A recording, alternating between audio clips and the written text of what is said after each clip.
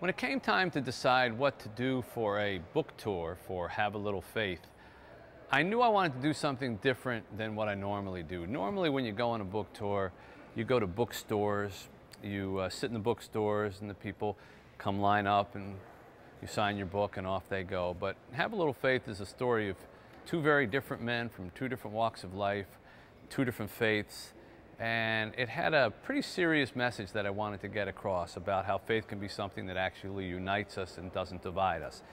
And I just didn't think that sitting in a bookstore with a lot of people going back and forth and lining up and through the stacks was the right setting for it. The truth is, I always like to talk to my audiences when I go out, and sometimes I've been forced to do that in bookstores by standing on a table and trying to talk about serious things like the meaning of life while the latte machine is going off in the background.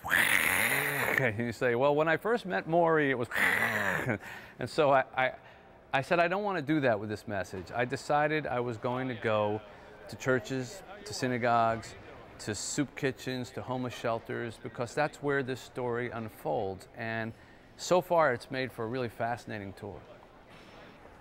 One story I've noticed, no matter where I've gone, be it a soup kitchen, a church, a fancy synagogue, a small chapel, I talk about when in the final days the Rebbe and I talked about heaven. And he used to like to sing to God whenever he had a question. And so he looked up and he said, please God, this one here, Mitch, he has lots of questions, so give him many more years on earth so when we see each other again, we'll have lots to talk about. And I remember looking at him and I said, do you really think we're going to see each other again? And he said, well, don't you? And I said, well, let's face it, I don't think I'm going where you're going. And he said, what do you mean? I said, well, you're on a whole other level, you know, you're a man of God. And he looked at me very sweetly and sadly, and he said, you're a man of God too. Everyone is. And for a guy his age, 90 years old, and having led such a righteous life, to put himself on the same level as me, who didn't belong in that category at all, just kind of hammered home the point that I've been trying to make with this book, and I try to make when I go out, that we are all children of God. We are all the same that way. And it's not about who's more pious or who gets more points. It's about looking at everybody on the planet as coming at least from something similar in the same place. And when he said, you know, you're a man of God too, everyone is, I try to say that when I go out to everyone I talk to, and I'm amazed at the look in their faces and the reaction, because what they realize is it's true.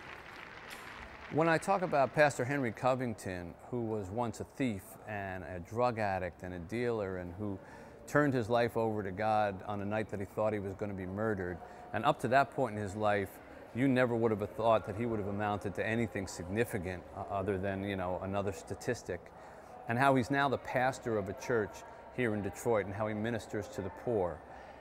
When I tell people that, about how he turned his life around, I'm amazed at how many places in this country there are people just looking for a second chance, just looking to believe that what's been bad up till now doesn't have to be bad tomorrow and doesn't have to be the rest of their life.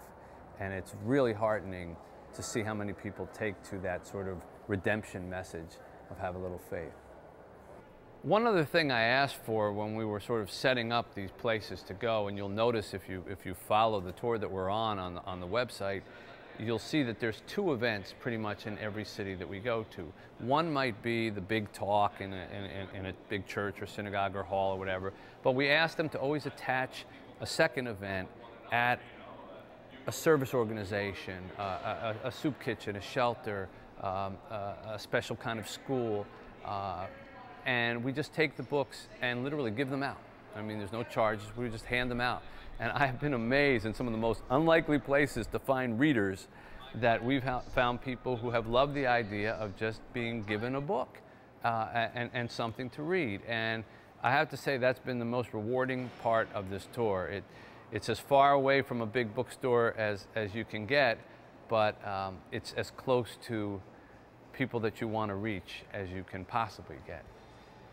I promise at some point I'm going to go back to the bookstores and do the appearances there, but I have to say, so far this sort of unconventional book tour has been the most rewarding series of stops that I've had a chance to make, and now we're off to another one. If you want to see where we're going next, you can check it out on the website at mitchalbom.com or right here. See you next week.